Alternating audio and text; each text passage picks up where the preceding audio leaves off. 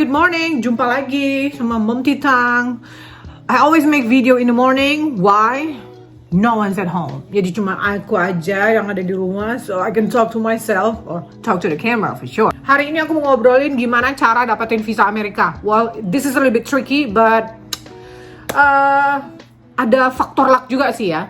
Kalau kamu tuh dapatkan visa Amerika, well, I'm gonna tell you about this. How you get your visa. I mean, my visa. Jadi berhubung aku pemegang paspor Indonesia dan wajib punya visa Amerika sebelum kamu berangkat ke Amerika, ya. Pertama yang harus kamu lakukan, kamu harus buka form DS-160 dulu dari website Kedutaan Amerika Serikat. Nah, setelah kamu isi itu form DS-160 secara online, kamu nanti akan waktu kamu ngisi DS-160 itu di situ ada banyak pertanyaan dan kamu harus isi pertanyaan itu sesuai dengan apa yang ditanyakan gitu. Jadi jangan meleset. Dan kalau kira-kira kamu kurang paham apa yang ditanyakan, ya kamu mungkin lebih baik konsultasikan sama orang yang pernah mengisi DS-160 atau dengan agent mungkin, atau agent what do you call that? Agent turis. No. Agent yang ngurusin agent tour and travel. Mereka itu biasanya punya itu yang orang yang bisa bantuin kamu untuk ngisi form DS-160, tapi dengan catatan you have to pay. Oke? Tapi kalau kamu isi sendiri dan kamu tahu cara ngisinya, well, it's free. Nah, setelah lengkap, kamu harus bayar itu form DS-160, yaitu kamu harus bayar melalui transfer melalui bank, atau kamu bayar melalui kasir bank yang sudah ditentukan oleh Kedutaan Besar Amerika Serikat sewaktu kamu mengisi DS-160. Jadi situ ada petunjuknya, nanti kamu dikasih bank account, ya, virtual bank account namanya. Kamu isi kamu bayarkan ke virtual bank account yang sudah kamu yang sudah diberikan oleh kedutaan saat kamu mengisi DS-160. Nah, dulu zaman waktu aku ngisi, aku bayarnya DS-160 itu ya $160.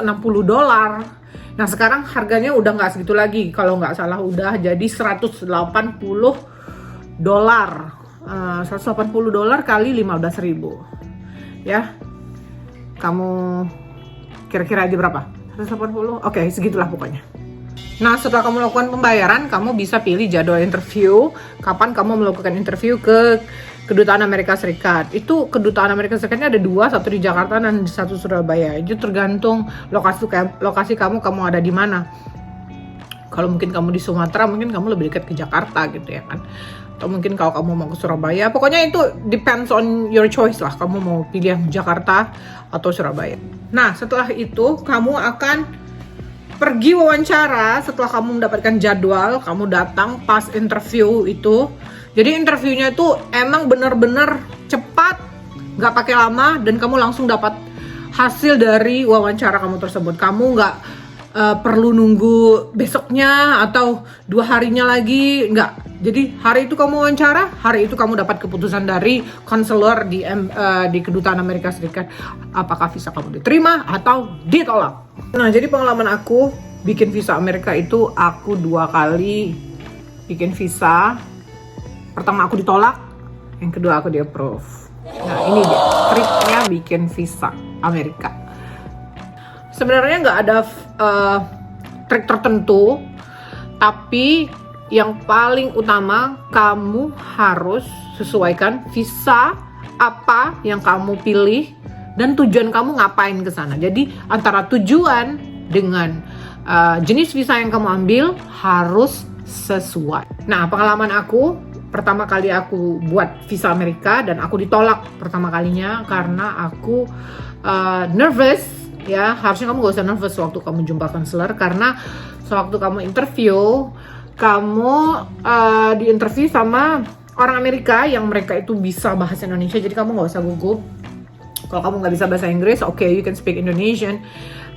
Permasalahan aku pertama kali ditolak karena aku jawab yang mereka tanyakan apa tujuan datang ke Amerika, dan pertama kali aku jawab itu aku mau jumpa, dan di situ salahnya. Nah, untuk kedua kalinya aku apply masih dengan visa yang sama, yaitu visa B1 atau B2, itu visa kunjungan. Dan kemudian aku apply dan diterima, di approve gitu. Dan aku jawab tidak seperti yang pertama kali aku jawab ya. Pertama kali aku apply dan aku gagal karena aku tahu itu pasti masalah pertanyaan yang mereka tanyakan dan jawabannya seharusnya tidak itu gitu.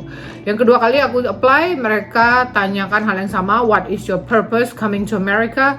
So aku jawab, aku mau melakukan wisata. So I just wanna have a vacation. Saya bilang seperti itu. Terus mereka tanya lagi pekerjaan. Mereka tanya masalah anak, do I have a children? Terus aku bilang aku punya. Terus do I own a house? Terus aku jawab yes, I have a house. Terus aku ditanya how many workers do you have? Karena aku sebutkan aku punya usaha, terus aku jawab aku punya pegawai 3 orang. And do I know anyone in the United States? Terus aku jawab yes. Yeah, I do have friend, and she asked me back. Jadi, what kind of friend? Gitu. Ditanya seperti itu. Terus aku bilang, well, I have to explain like what kind of friend do I have? Well, I just make some excuses actually. I mean, no, it's not excuses. Aku agak-agak mengarang indah ala-ala orang Indonesia ya. Jadi aku jawab, aku jumpa sama temen aku di Amerika dan dia sudah pernah datang ke Indonesia. Jadi aku mengarang-arang indah karena dia mulai mempertanyakan hal-hal yang sedikit tricky. Jadi aku I just try to explain. Terus aku bilang aku mau jumpa dia lagi di Amerika. And after that, that's it. Dia langsung tanya, oh sebelumnya kamu ditolak ya? Ditanya seperti itu. Terus I said, yeah. And she asked me back, what was the reason? Ditanyanya, kenapa kok bisa ditolak? Terus saya bilang gini, I don't know. Jadi yang jadi kesimpulan saya, kalau kamu lagi wawancara dengan konselor, kamu harus percaya diri dan kamu yakin dengan jawaban kamu. Kamu jangan gugup. Terus pastikan kamu tuh memang seperti genuine tourist. Maksudnya kamu memang benar-benar seperti orang yang ingin berpergian keluar sesuai dengan visa yang kamu apply. Entah kamu mau jadi pelajar kah, turis. Tapi biasanya kalau pelajar tuh jarang di reject ya. Kalau pelajar jarang di reject. Ini yang sering di reject ini biasanya turis. Karena turis ini kadang suka melenceng. Maksudnya melenceng nggak jadi turis. Gitu. Itu yang kejadian-kejadiannya. Jadi they try to prevent that. Jadi makanya mereka sedikit ketat dalam hal menyeleksi para turis-turis yang mau berangkat ke Amerika. Nah, jadi setelah visa aku di approve yang kedua kalinya aku apply, di situ aku lihat mereka itu sangat-sangat selektif melihat calon-calon turis yang akan berangkat ke Amerika. Dan di saat interview yang pertama atau yang kedua, mereka sama sekali tidak ada menanyakan masalah keuangan. Waktu aku ya, ini aku cerita pengalaman pribadi ya. I don't know about anyone of you yang pernah bikin terus ditanyain uang. Mereka tidak tanya masalah berapa uang yang aku punya. Mereka tidak tanya masalah tiket. Do I have a ticket? Because mereka nggak akan tanya itu. Kenapa? Karena bagaimana mungkin orang bisa beli tiket tetapi kamu belum diterima visanya, so that's not make sense. Ya, mereka nggak tanya itu masalah tiket. Untuk visa Amerika ya, kalau visa-visa yang lain, I have no idea. Jadi aku cerita pengalaman aku, mereka tidak tanya uang, mereka tidak tanya tiket, mereka tidak tanya itinerary, jadwalnya kemana aja, no, they don't ask that. Nah, setelah itu mereka approve visaku and that's it, they just give me a white paper. And I was surprised at the time. Karena aku gak nyangka sama sekali, karena aku udah punya pengalaman yang jelek. Karena aku pertama kali apply, ditolak. I shouldn't say that, ya. That was stupid. I shouldn't say that. Karena apa? Karena aku datang bukan menggunakan visa fiancé. Waktu aku datang cuma pakai visa B1. Maksudnya aku apply untuk visa B1, which is itu cuma visa kunjungan. Nah, dan kamu nggak bisa menyalahgunakan visa kamu itu karena kamu datang sebagai turis dan kamu bukan nggak boleh nikah dengan visa itu, boleh sih, tapi permasalahannya itu nggak match gitu dengan tujuannya. Kamu datang kan cuma buat kunjungan. Kalau seandainya kamu memang jelas, kamu harus apply visa fiancé gitu loh. Nah, jadi kesalahan aku pertama kali itu, aku bilang aku mau jumpa calon suami aku. That was a mistake. Do not follow my mistake, okay?